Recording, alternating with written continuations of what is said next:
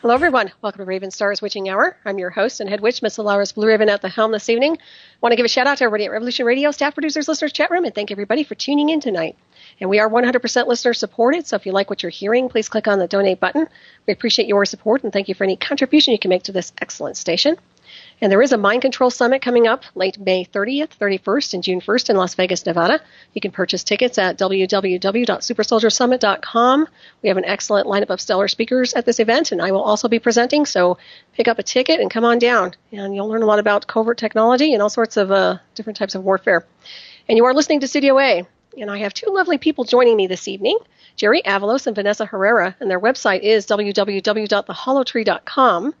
And Jerry Avalos is a lead researcher and developer for Intrinsic Energy Innovations Inc, applying his understanding of how intuition and quantum mechanics meet by creating holographic and scalar technology. Jerry is a born natural intuitive lucid dreamer experiencing the full gambit of what most call paranormal, metaphysical, and spiritual experiences all his life, which also includes being an unknowing test subject in intuitive projects in the shadow government known as military abductions or MILAB. Through the insight he has garnered from his nightly astral travels and daily intuits, Jerry has developed and honed various techniques for expansion of consciousness. These experiences have also given Jerry tremendous insight into principles of quantum mechanics such as entanglement, which directly translate to the products he is currently developing. And Vanessa Herrera is the co-president of the HoloTree and senior designer for Intrinsic Energy Innovations. She graduated in 2011 with a BS in pharmacy and studied metaphysics independently since 2009. Now she is realizing her skills and knowledge in creating quantum scalar treated jewelry, emissions reduction devices, and other scalar applications for health and home. Her personal interests are in healing the soul, nature, creativity, shamanism. Vanessa is familiar with energy modalities like Reiki, psychic remote viewing, and card reading. And please welcome Jerry and Vanessa to the show this evening. How are you all? Good, Solaris. Thank you. Yeah, doing great. Excellent. It's great to hear your voices and welcome. It's really nice to have you on tonight. And also congratulations on your engagement. Oh, thank you. Yeah. And thank you for having us on your show. Hello, everybody. Yeah. Oh, no, happy to have you on. And like I've said, I didn't mention this on air before, but, I received a wonderful package from Jerry and Vanessa and beautiful quality work with the tiara, and just want to thank you very much. And if you haven't checked out her website and Jerry's, please check it out. It's incredible work, detail. I can't say enough positive things about your website and the things that you offer. So I'm just curious, how did you guys meet? Well, we were actually introduced by a mutual friend of ours, or mutual friends, a couple years ago now, or again, a couple years ago.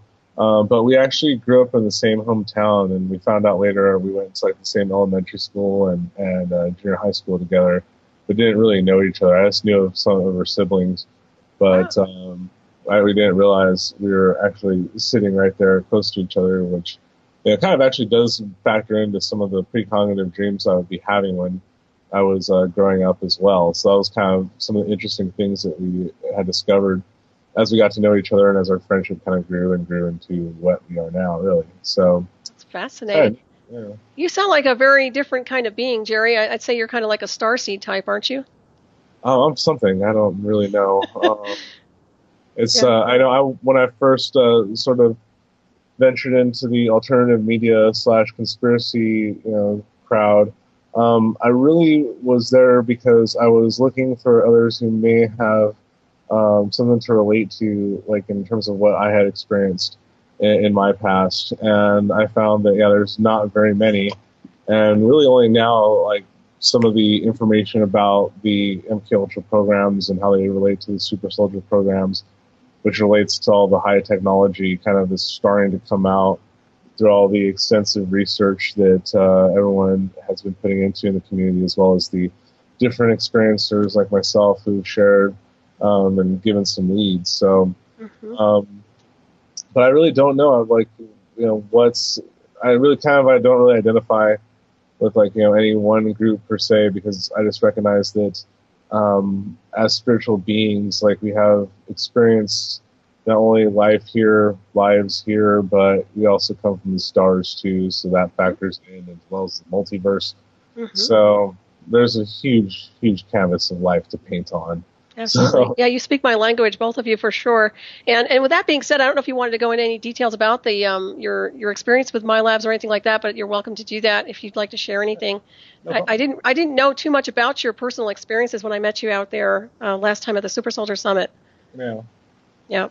So I actually don't mind sharing that. It's okay. something a lot of people don't know too much about, or even let alone that I've experienced some of it.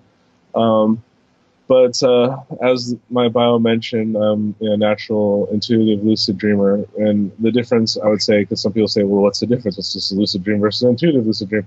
Well, lucid dream could pretty much be like your own psychology or examining your own sort of body psychology.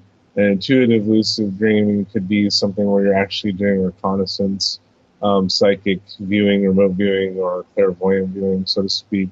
Precognitive experiences, as well as the concept of ETs and other kind of spirits. So that's something that was just natural to me. But what I didn't realize was that I thought I was playing video games, on the other side, so to speak. Kind of thought they were sort of make believe, these sort of stories that I was seeing. But then as time went on, I realized there was just some things that just didn't seem right.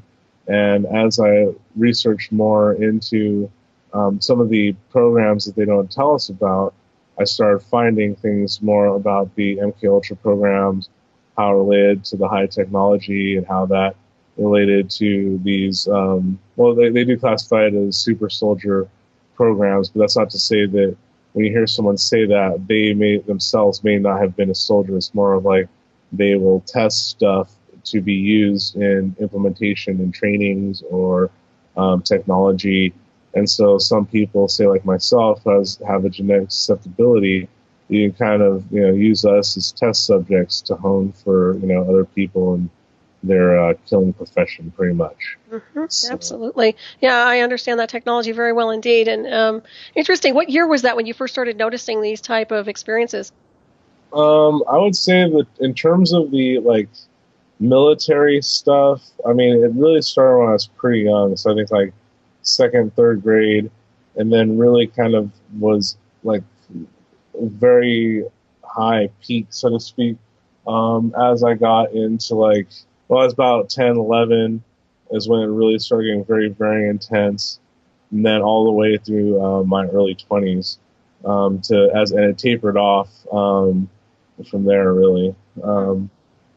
So yeah, that's good. At least it backed off a little bit for you. Now, do you have implants at all? Do you know? I don't know for certain, but I'm pretty sure I've heard some people say you have implant here, or he has bumps. I've also heard that too. So I wouldn't doubt that I'm like beeping and humming and whistling in all weird ways on some plane existence. Right. So. Well, we have the etheric implants too. We can't forget those. But one thing, now with the healing modalities, did you design those healing modalities insofar as protecting yourself from being inducted anymore? Actually, in a sense, yes, but it was also the utilization of established techniques and protocols. I found for myself one of the biggest aids is a type of energy psychology called Psyche. It was developed with Bruce Lipton and a clinical psychologist named Rob Williams, and that helped a lot in terms of the body response to the triggers.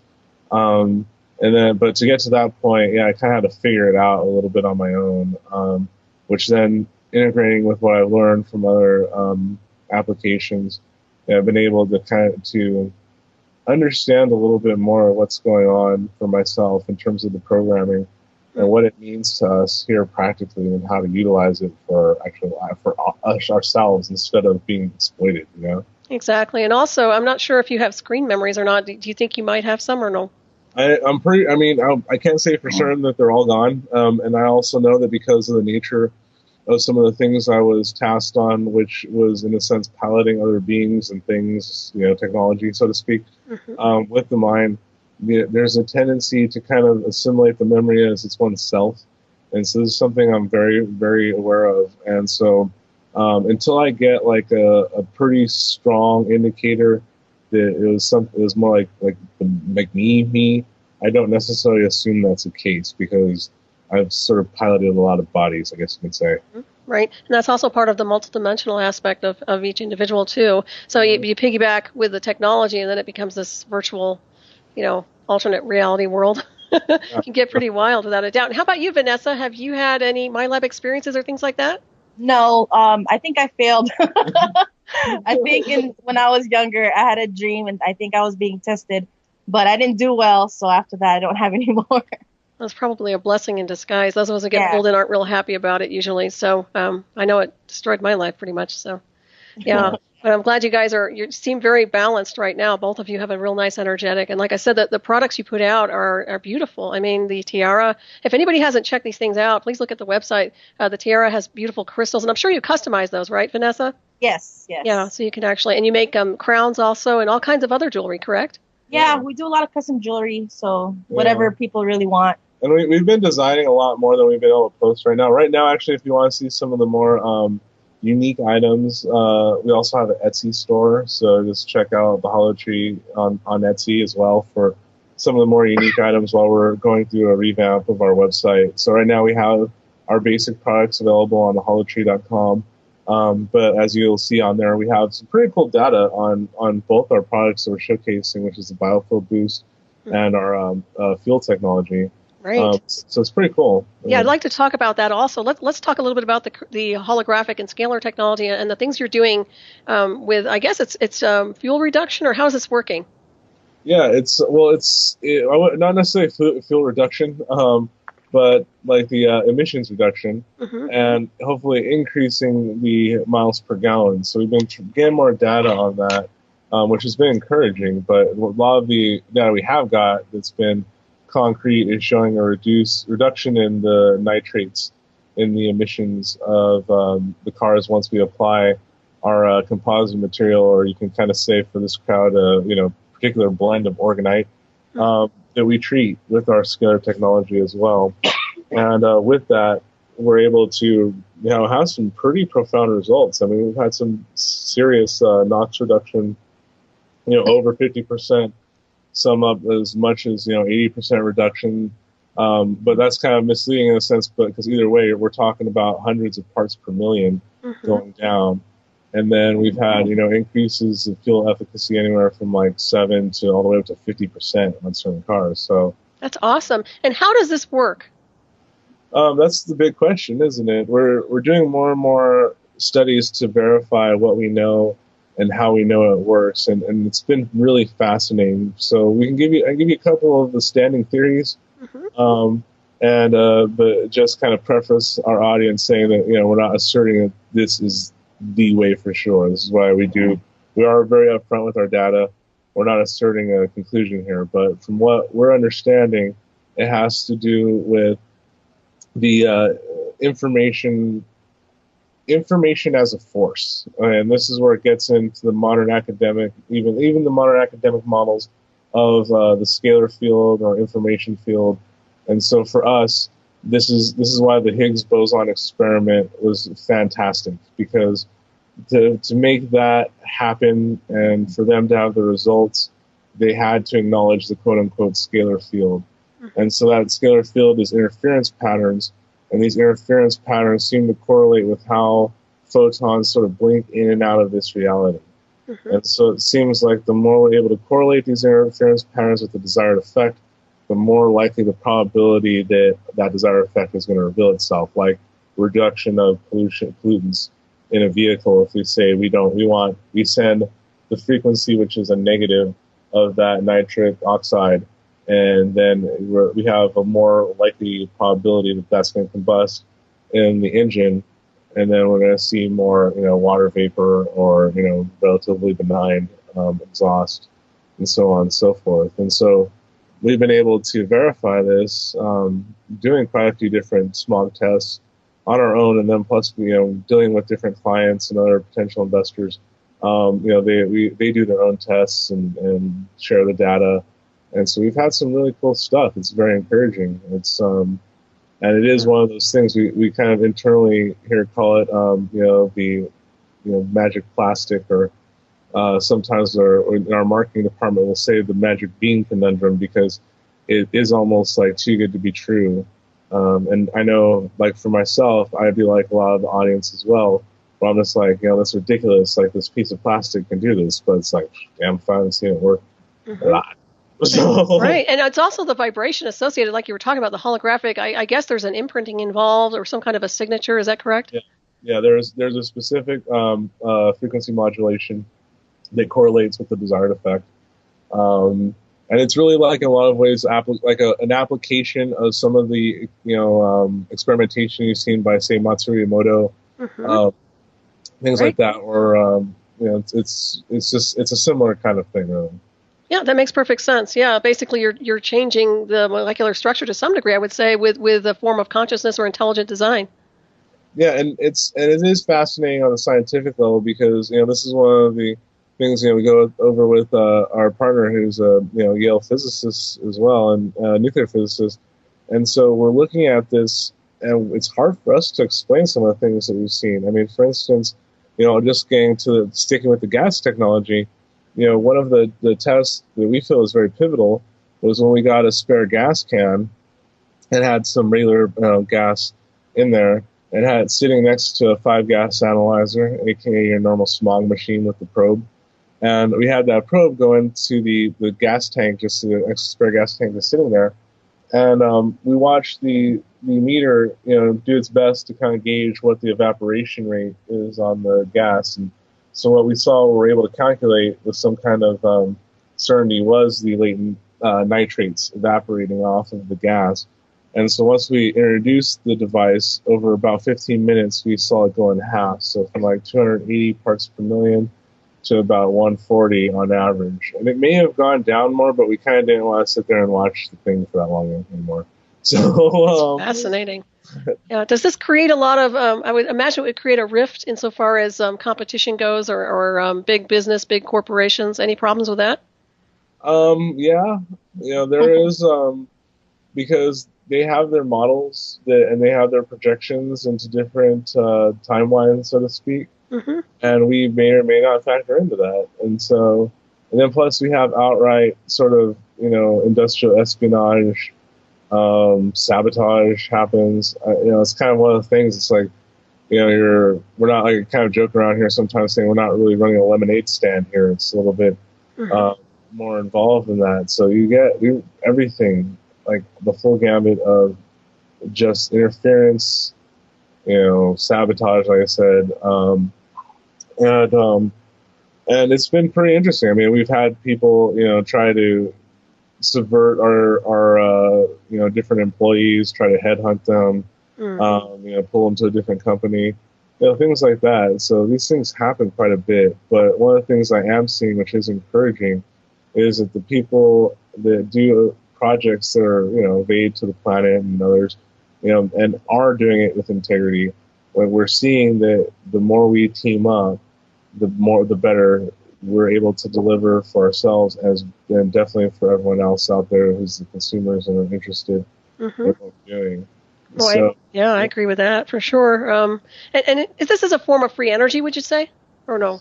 I would say that it's kind of hard to. It's very difficult to say, but I understand why you asked that, because that's, for instance, like that gas can test I was talking about. I'm sure some of the audience right now are thinking like, well, where did the energy come from to change that? And that's exactly what I'm sitting there with our nuclear physicists watching, going like, what's happening here? We're like, I have no clue, because there's a bunch of energy missing, to change that state of matter. And so it is a standing theory that we got that there may be potential ways to harness that kind of sort of quantum discrepancy. But that's, some research probably a little further down the line, but it's definitely something that we want to consider. And also, this is where it's fun having a chemist, on our payroll here, because looking at known chemical interactions like gas and knowing we can, gain efficacy, there's experiments that we want to do where we can see if we can, use that sort of changing state of matter too, to essentially, create some kind of reaction that we might be able to harness some heat or electricity from, So there's all other kinds of theoretical applications that we're really kind of excited to get into in time. Yeah, it sounds like it could branch in many different directions for sure. And what about patents now? Do you have any patents pending on this? Are you being hassled about patents, or how does that work? We have some different ideas for patents because there's different incarnations of this technology that we have that can be integrated, say, in different other people's products too, which can be patented. So there's a lot of different ways that it can be done. And so, and this is where like all the tests and such that I mentioned earlier are coming up, because, we did have, one of the recent studies with the diesel truck that they did see a 7% increase in their efficacy. And we're very happy with that, because as they would explain, and as we've had other, you can say colleagues in the industry explain, efficacy is something that's really hard to prove and really hard to measure, because for most people driving out and around right now, or people say who have bought a chip from us, for instance, unless you're kind of driving the exact same route all the time, and the weather is the exact same, and the weight is the same, it's going to be kind of difficult to notice like a 10% efficacy increase. Because that would be like $2 or so at the pump if it costs $20 for you to fill up. So, that makes sense. And of course, the gas is increasing out there in California, right? Exactly, and so that's one of the things that it's very difficult to prove, once again, especially if we're talking like, and that's why we're not guaranteeing the efficacy part. That's why we say it may save you gas, but we know it reduces the pollution. And that's huge. I mean, if it reduces the pollution. I don't know if you caught that. I texted a question in there from Steve. He asked if the gas, what causes the gas chip to fail if I have one and hasn't saved me any gas? Does that even make any sense to you? Well, yeah, I guess it's kind of what I was just saying there. It's like, depending on the make and model, what's going on, and then plus, one of the things, let's say if someone noticed that, say, the first tank or two, they got better gas mileage on, that sort of went down, get the oil checked, get the oil cleaned out. The first two, you actually do have to kind of empty the oil a couple more times in the beginning. And we've had different mechanics and focus group people verify this too with their mechanics, where they had a recent oil change, introduced the technology, it did well for a little bit, and then it kind of tapered down. Then they went and checked it out again, had the dropped oil. It was super dirty. So there is this cleansing sort of time. So if someone has noticed that, I advise them to just go get an oil change and then see what happens. But some of the things in terms of like just the technology, I mean, because this is a good question though, because in terms of what can damage some of these types of devices. That's the fun thing with our type of composite material, is that it's very hard to damage them. Now, if it's just a hologram like some other companies use, those can be damaged by sun pretty bad. The more sun exposure, the more degradation it seems to correlate with being X-rayed too many times, and definitely being by another scalar kind of device. Interesting. So they can be disrupted. What about, I guess, dirty electricity would affect them maybe, or no? It can, but what we've seen actually is that it almost uses, like in some instances, this is kind of like a hard one to kind of nail down. That's one of the things, these effects are kind of hard to stabilize sometimes. But like we've seen that it actually uses the electricity sometimes as a conduit. That makes sense. So it's kind of fun, because you can use lasers and fiber optics to sort of carry these type of what they're called intrinsic data fields. Cool. Some efficacy.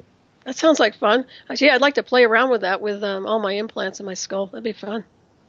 Yeah, and that's one of the things I think that quite honestly some groups probably don't like what we're doing, because we are balancing meridians and chakras and all these other things, and that's one of the things on say on the holotree.com.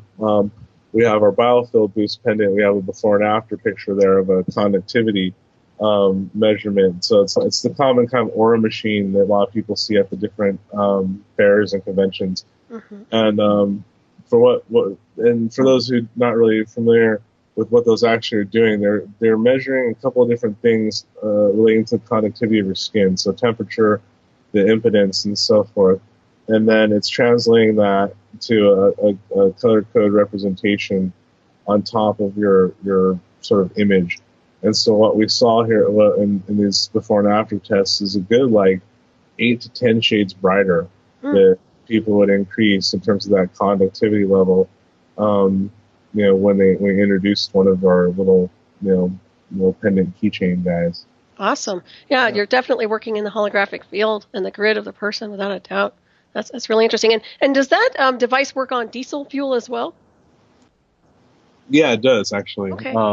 And so it's for consumer diesel cars, the little chip will do just fine. But for like large, rigs and boats, like they'll need the more industrial version. But for most people's, just commuter cars or trucks, those things will do just fine. Oh, that's great. Yeah, like a little Volkswagen Beetle or something. Yeah. Cool. So what about the? Have you worked at all with radiation or any type of maybe kind of altering or maybe removing radiation? Like Fukushima, for example. Have you had any work like that? I'd love to get a Geiger counter so we can play with that a little bit, using, say like an ore, a small like uranium ore piece or something, and see if we can alter that. Or I know actually there's even some fun little toys. I know that even like Bob Lazar's company makes that are shielded that we can potentially check that out. Yeah, that'd be kind of neat. Yeah. One of the things that we have done in terms of radiation, though, does relate to working with people who are going through chemotherapy. And what we've seen with some of the case studies so far is that we seem to be able to help mitigate the harmful effects of the chemotherapy, which does include a radiation detox code that we do have. It's just one of those things that we haven't been able to verify specifically a variance in rate, like say that gas can test did. But it would be great to do that at some point. Well, that's great. Yeah, it sounds like you're making a lot of breakthroughs. Oh yeah, it's been really fun here. Actually, there's a lot of stuff that we have lined up for the years to come here that's got us all excited. Let alone what we're already seeing. Oh, exactly. And how many years have you been doing this? Well, the scalar technology in particular is coming up on 2 years, but in terms of working with the orgone, composite material stuff, that was about 3 years now, 4 years now. And then that, obviously my research into, you can say the multiverse, just translated perfectly into the whole scalar field because it relates to, you could say, time spatial coordinates. Would probably be the best way to put it. So it was pretty much like second nature, what I found when I was really took a time to really examine the possibilities that this type of scalar technology can do. Right. And you mentioned something, I know it's in your bio, about quantum mechanics and entanglement. Can you elaborate a little bit on that? Yeah, the quantum mechanics aspect comes into like what we're doing with these devices, creating interference patterns that alter molecular structure for some kind of visible results. So there's only so many ways you can kind of say what we do.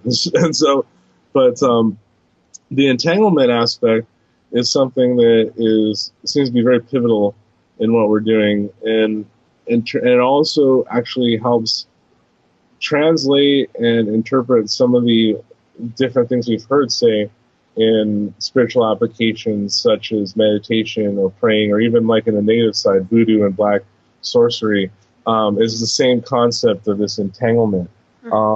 And this is the same stuff that they're using to teleport, molecules now on a larger scale in modern academics. And so once you have two things associated with each other, they're entangled to some degree, and that degree is being calculated, so to speak, now in modern academics as well.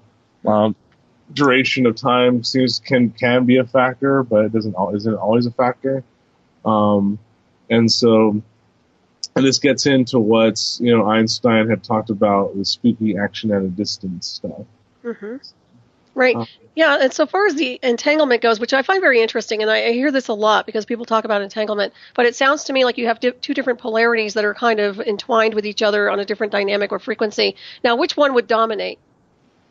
Well, I would say that they're all kind of moving as a sort of like static wave throughout the multiverse. So I'm not sure if it'd be like more one or the other. Okay. Because what we're seeing is that those associations they have a geometry to them or a form to them, which seems awful similar to a lot of the sacred geometry, research and such that has come before, or also falls somewhat into the hyperdimensional physics model that other people also promote too. Mm-hmm. So in that sense, we're not seeing a linear display of characteristics, and it's an associative arc. So it's very much like synchronicity. So I'm sure your audience is very familiar with, seemingly unrelated events that have an association once examined beyond the apparent. And that's kind of the force that we're talking about. Yeah. That makes perfect sense to me. I'm always looking at a way to disengage some of these things. Now, when I think of entanglement for myself, I think of the things that they do with psychotronic weapons and how it entangles into the natural multidimensional design of a person, a target, or whatever you want to call it. So that's one of the reasons I was thinking some way to disengage that using maybe one of your modalities. Well, yeah, we can, because, for instance, in those targeted individual situations or other military applications, they have what's called a human resonance frequency, or hum. Mm-hmm. And so if you alter your hum or you modulate that hum, it makes it harder to kind of lock into you. And so this is one of the things that say on the normal, quote unquote, normal spiritual practice of meditation and such, or grounding techniques or white light, so on and so forth. This is why these things work, because you're sort of recalibrating that resonance frequency to something that isn't of that desired outcome. Because ultimately, even if you're being targeted, they're targeting you to, in a sense, to try to augment your timeline. Right. So the least you identify with that timeline, the less it really has an effect on you. Yeah, it makes perfect sense. They do a lot of scrambling and running interference, and I don't have to tell you that. But what's interesting is there's so many people across the globe, whether they're being hit in one form or another, and if you can really do something to help them, I think this is incredible work you're doing, and it's I'm sure it'd be greatly appreciated by so many, and giving them relief. And of course, those of us who have been test pilots like you and myself, it's very difficult. You can heal through these programs, but at the same time, the damage has been done on some level. So I like the idea that you're working on healing, and transcending that vibrational spin and frequency. Yeah, definitely. I mean, because for myself, I recognize that, kind of like in the Matrix, how Morpheus said there's this like a splinter in your mind that you can't get out. Right. And that programming is pervasive. It's been refined. More people are, I'm sure, experiencing a form of this technological, psychological exploitation is what it is, really. Mm-hmm. Because whether people realize it or not, our thoughts and whatever we're thinking and doing is a bandwidth, just like any radio or TV or microwave, so that can be utilized. And so this is very important, beyond any kind of what people may think of as a little woo-woo. It's just hard science, it's frequency modulation, it's AM radio. Mm-hmm. So that's pretty much what we do, even with what we're doing. It's a type of amplitude modulation. Right. So this is why we do run into a lot of that resistance. It was kind of funny, a little story I could share. Mm-hmm. One time, Vanessa and I are trying to do our work here, and we're trying to get some new coding going, and I'm recognizing that our machine isn't calibrating, and it the way it kind of works has one dial here that goes to like the hundredths in the decimal of this amplitude modulation, and I'm trying to lock it in. And usually, to the hundredth, you figure you can get a whole number, no problem, right? But this thing was not locking in, like it was going two whole numbers off. The hundredths thing. I'm like, whoa, this is just weird. And we recognized that there was some kind of, outside agitation going on. Like we weren't necessarily upset or anything, but we could tell something really was kind of agitating, like, kind of in like the psychological states if someone raises the temperature in the room or something. And so we left and just kind of went for a drive. And as we got a few miles away, it was almost like when the power goes out, in your house, that kind of feeling. And it was like way better after that. And what was interesting is when we got back, we just went online because it's like there must be something going on around here. And so I realized that, being here in Orange County, right down the street, at the convention center in Anaheim, was like this huge business convention with everyone from like McDonald's to Halliburton, to like Pfizer. Every major business, on this planet had like major representatives there for this big like corporate fest just down the street. And I had never seen this interference like this. And so these waveforms that they're beaming at each other, trying to not, kind of move out of the way, us out of the way. It's like, we can see a very tangible like wobble, so to speak, in these types of subtle energy fields. Oh, I can imagine. Well, it creates so much disorientation. Even if people aren't even paying attention, if they're getting bombarded with these transmissions, it's screwing with them. And also the planet. There's so many things going on with the grid of the planet where there is interference being run as well. I don't know if you've done much work with the Earth itself. In a couple of different ways. For myself personally, during meditation, and then in terms of what we're doing with our technology for emissions reduction and such, and I think that is a big factor into why some of the resistance we meet comes up, because there's obviously people who don't like that kind of stuff for some reason. Yeah, there's total global sabotage going on. It's crazy, Jerry. I tell you what. And Vanessa, feel free to chime in whenever you want to. Okay. Yes, thank you. Yeah, so I don't know. Is there anything that you want? Okay. If there's anything, if you want to just interject or whatever. But I was going to ask now, you do astral travel. Do both of you astral travel? Yes. You do? Yeah. Okay. And is that frequent? Yes. Oh, cool. Excellent. Okay. So have you run into any problems astral traveling? Yeah, quite a bit. And for me, it's kind of, the soup du jour. But, Vanessa, it's been pretty fun, being able to sort of see her own skill set and prowess increase, and recall increase, and lucid experiences increase, which, for those listening, in terms of practicality, once again, we're talking about stuff like precognitive dreams, where we kind of know that there's a high probability that someone's going to call from our circles, which is an indicator of why say this resistance in the dream realm happened in sort of a loosely attached dream form.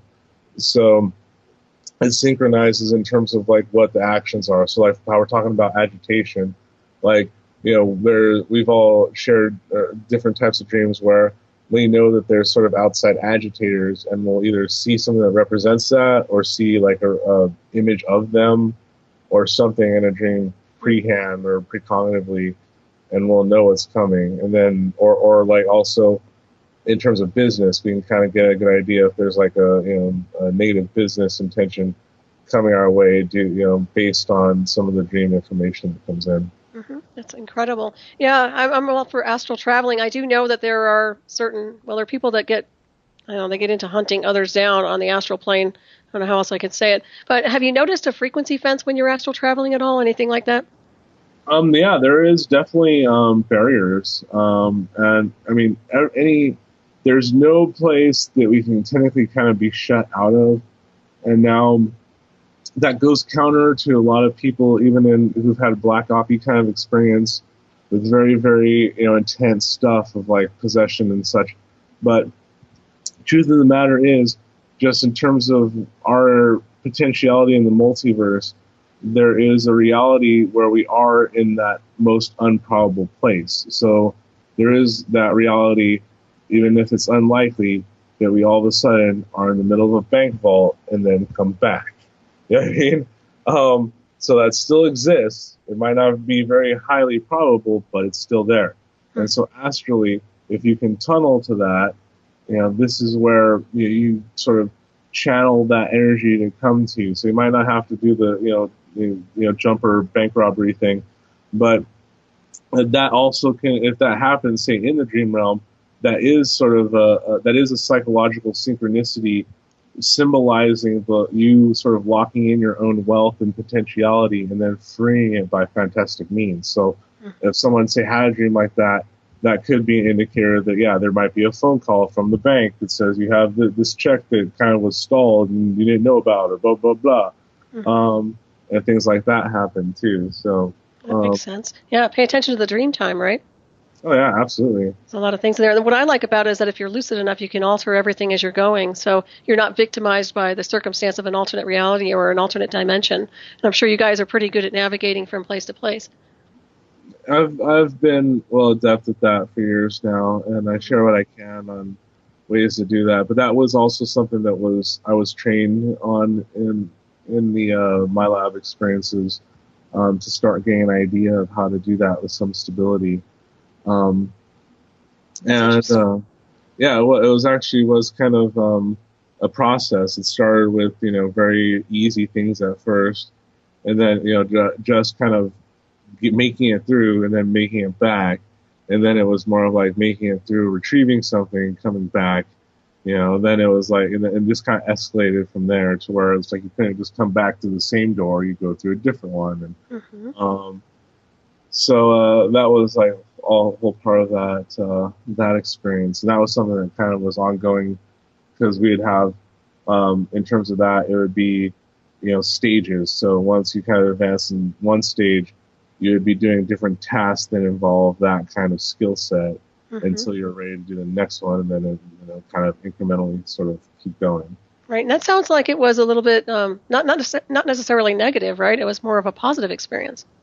I mean, it could be, yeah. In one weird sense, I did learn a lot from it, but like at one point, like it gets more challenging. So when you jump into some places, it can there's a real genuine feeling of danger of what's going on, and then at one point, how these sort of twisted people can be, you sort of get pitted against each other.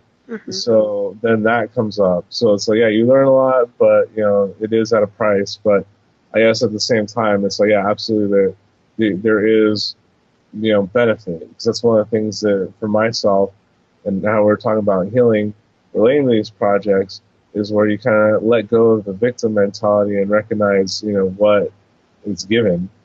So for me, I'm looking at this as and I mean, that's a hell of a lot of freaking money someone kind of put into me, really. I agree. Yeah. And yeah, there's a lot of things that I used to my advantage, because of it. And yeah, it was traumatic, but you know what? It's like, so is working as an ER doctor. Exactly. So that's really interesting. So the technology that you've developed, you're working with, do you think that has something to do with all the MILAB experience you had? I'm pretty sure it had something to do with it. I mean, because I've had different contacts, come to me at different points in my past, and some of them have verified the different types of timeline projection technology. I mean, a lot of people have heard of looking glass technology.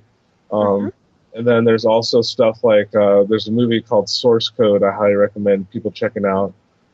That's more similar to what they actually are using now. And stuff like that. They can see potentialities in the future. So if they see, even if they missed you, right? Let's say hypothetically, like I flew under the radar all these years and no one knew anything about me, and then all of a sudden it's like we come up with this company and we have this emissions technology based on scalar stuff, blah, blah, blah. Okay, at that point, they can go back and project backwards and kind of work that way too. So it kind of doesn't matter. All of a sudden, your sort of past just starts changing. And it's very strange. So, almost like you're pre-selected, isn't it? Yeah. Yeah. And of course, I think that has a lot to do with the multidimensional mastery of an individual, and once again, the consciousness, which is in all universes and star systems. I mean, we come with a lot of data and a big database. So it's not just this linear world. But when you say they, who are they? Are we talking about underground black operations or any ideas? Yeah. Okay. I mean, for me, I'm pretty sure it involved some part of the Air Force or naval something, because I figured out that where I was at, sometimes was at Edwards Air Force Base over here in California. Hmm.